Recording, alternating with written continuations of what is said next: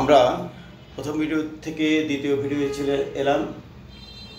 আমি দেখলাম যে ভিডিওগুলো যেটা বড় বড় হচ্ছে সেই ভিডিওগুলো মানুষ দেখে কম, ছোট ছোট ভিডিওগুলো মানুষ বেশি দেখছে, যে জন্য আমি ভেঙে ভেঙে ভিডিওগুলো দিচ্ছি আপনাদেরকে। আপনারা ধারাবাহিকভাবে দেখলে চলবে। আমি আলোচনা করছিলাম বেতন খাত নিয়ে।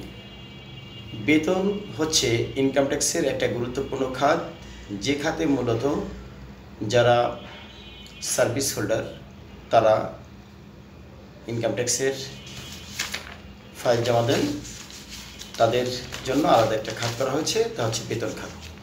বেতন খাত মূলত সরকারি এবং বেসরকারি দুটো ভাগে ভাগ করা হয়েছে। 1984 সালের ইনকাম ট্যাক্স আইনে বেতন খাতটা বেশ জটিল ছিল। পরবর্তীতে 2023 সালের ইনকাম ট্যাক্স আইনে সহজ করে ফেলা হয়েছে। আপনারা জানেন যে ইনকাম ট্যাক্সের 2023 সালে 1984 সালের আইনটাকে অ্যামেন্ডমেন্ট করে বা পরিবর্তন করে পরিমার্জন করে সংযোজন বিয়োজনের মাধ্যমে 2023 সালের ইনকাম ট্যাক্স অ্যাক্টটাকে সামনে আনা হয়েছে। কিন্তু 1984 সালের যে ইনকাম ট্যাক্স অর্ডিন্যান্স, এটা কিন্তু সম্পূর্ণ বাতিল না, বরং এখানের অনেক কিছুই প্রায় একই রয়ে গেছে। আমরা বেতন খাত নিয়ে আলোচনা করছি বা স্যালারি খাত নিয়ে। স্যালারি সেকশন, এখানে মূলত দুই ধরনের স্যালারি থাকে। একটা হচ্ছে সরকারি আর একটা হচ্ছে বেসরকারি। সরকারি হলে তাদের বেতনে বেসিক এবং বোনাস এই দুটো যাবে, ট্যাক্সেবল হবে। বাকি সমস্ত অ্যালাউন্স সহ বিভিন্ন পারকুইজিট যা যাই থাকে না কেন, বোনাস, কনভেন্স, হাউস রেন্ট, এই জাতীয় যা যা আছে, মেডিকেল, সব কিছুই ট্যাক্স ফ্রি। তাহলে আমরা জানলাম সরকারি কর্মকর্তা কর্মচারীদের যাদের বেতন ট্যাক্সেবল, তাদেরকে মূলত 16,000 টাকার উপরে যাদের মূলত বেসিক, তাদেরকে রিটার্ন জমা দেওয়ার নিয়ম ছিল। কিন্তু নতুন করে সম্মত প্রজ্ঞাপন জারি হয়েছে যে যাদের সরকারি কর্মকর্তা এবং কর্মচারী সকলকেই টিন থাকলে রিটার্ন সাবমিট করতে হবে, অথবা টিন করে রিটার্ন সাবমিট করতে হবে। তো যাই হোক, তাদেরকে যদি করযোগ্য আয় থাকে বা না থাকুক, ক্যালকুলেশনের নিয়ম হচ্ছে মোট ইনকামের বেসিক এবং বোনাস এই দুটি ট্যাক্সেবল, বাকি সমস্ত অ্যালাউন্স বা বোনাস বা অন্যান্য সুবিধা বা পারকুইজিট যাই আছে না কেন সব কিছু ট্যাক্স ফ্রি। এবার হচ্ছে বেসরকারি খাত। বেসরকারি খাতের যে ইনকামটা, এখানে মূলত সরকারি নয়, সরকারি ছাড়া বাকি যত লোকজন আছেন সকলেই মূলত বেসরকারি। তার মানে যে কোনো প্রতিষ্ঠানের লোক হোক না কেন, তারা সকলে বেসরকারি। তাহলে বেসরকারি হলে কী হবে? বেসরকারি হলে হবে মূলত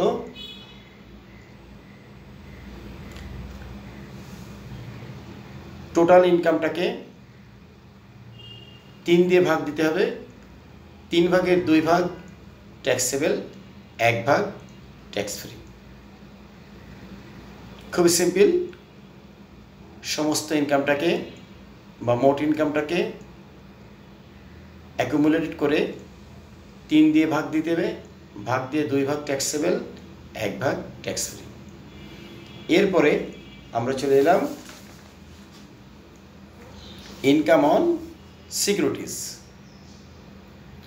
ইনকাম অন সিকিউরিটিজ, যেটা মূলত নতুন আইনে ফাইন্যান্সিয়াল, এই যে আর্থিক সম্পদ হতে আয় বলা হচ্ছে, অর্থাৎ ব্যাংকিং চ্যানেল এবং সিকিউরিটিজটাকে একত্রে নিয়ে একটা ধারায় অন্তর্ভুক্ত করা হয়েছে।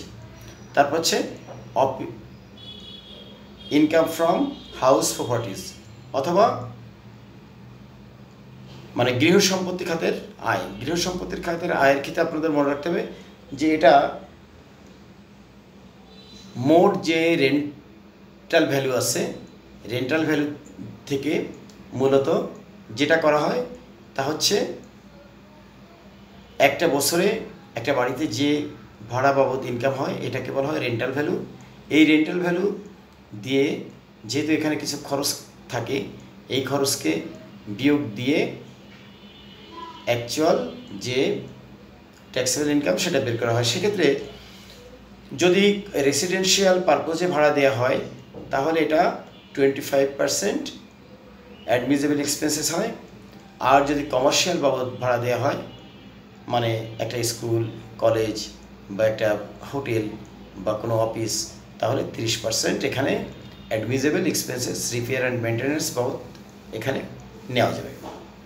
এরপরে এখান থেকে বাদ যাবে city corporation holding tax, land development cost বা খাজনা। তারপরে যদি এখানে কোনো লোন করে বাড়ি করে তাহলে লোনের ইন্টারেস্ট এখান থেকে বাদ যাবে। এবং বাদ যাবে যদি বাড়িতে কোনো ভ্যাকান্সি অ্যালাউন্স থাকে, অর্থাৎ ভ্যাকান্ট থাকে। দেখা গেল একটা বছরে দুটো ফ্ল্যাট 2 মাস করে ভ্যাকান্ট ছিল বা খালি ছিল, তাহলে এটা এখান থেকে বাদ যাবে। তারপর কি? তারপর হচ্ছে কৃষি। আপনারা জানেন যে করদাতার কৃষি খাতে আয় থাকতে পারে। অনেকে শহরে বসবাস করলেও তার গ্রামে সম্পদ থাকে, সেখান থেকে আয় করতে পারে। বিভিন্ন কৃষি খামার থাকতে পারে, গরুর খামার থাকে। এই যে অ্যাগ্রো বেসড যেসব প্রোডাক্ট থাকে তাদের কি করা যায়, তারা কৃষিখাতে আয় হিসেবে এটা দেখালে তারা সুবিধা নিতে পারে। সে কারণে কৃষিখাতের আয়ের একটা গুরুত্ব রয়েছে। সর্বোপরি কৃষিখাতের আয় হলো এখানে টোটাল ইনকামটাকে অ্যাকুমুলেট করে বা যোগ করে সেখান থেকে 60% চাষাবাদ, বর্গা জমি বাবদ বিভিন্নভাবে এখান থেকে বাদ দেওয়া যাবে, তাহলে 40% কৃষিখাতে আয় দেখান যাবে। তারপর হচ্ছে ব্যবসা।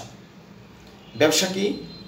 ব্যবসা হচ্ছে একজন করদাতা যদি দোকানদারি করে বা কোনো সোল প্রোপ্রাইটারশিপ ব্যবসা করে, যেটা পার্টনারশিপ নয় বা লিমিটেড কোম্পানি নয়, তাহলে তার এই ইনকামটা এখানে দেখানো যাবে।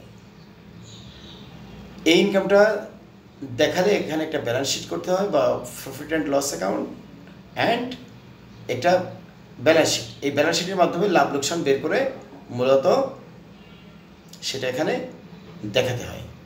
আমরা যারা প্র্যাকটিস করি তারা তো জানি, আপনাদের পরীক্ষার্থীদের জন্য বলছি, এটার আপনার চ্যাপ্টারটা পড়ে নেবেন, কোনগুলো বাদ যায়, কোনগুলো আপনি বাদ নিতে পারবেন না, এগুলো একটু পড়ে নেবেন। চ্যাপ্টারটা বেশ বড়। এবার হচ্ছে মূলধনী আয়।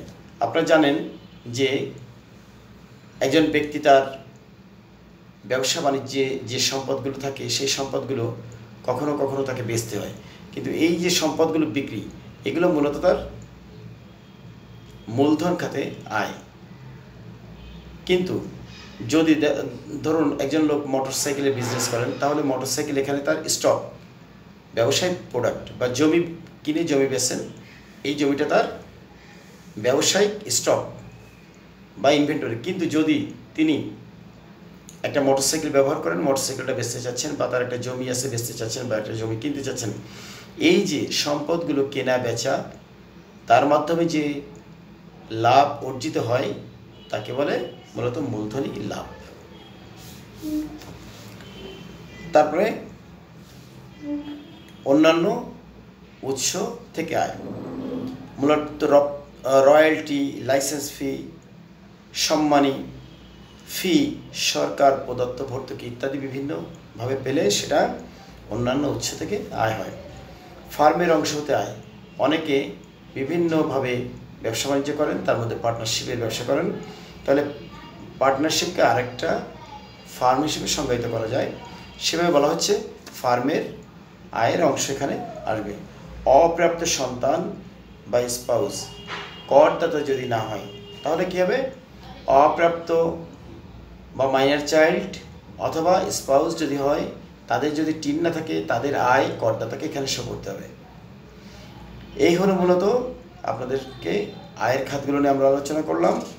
আমরা এবার এই একই সাথে দেখাবো আপনাদেরকে ইনকাম ট্যাক্সের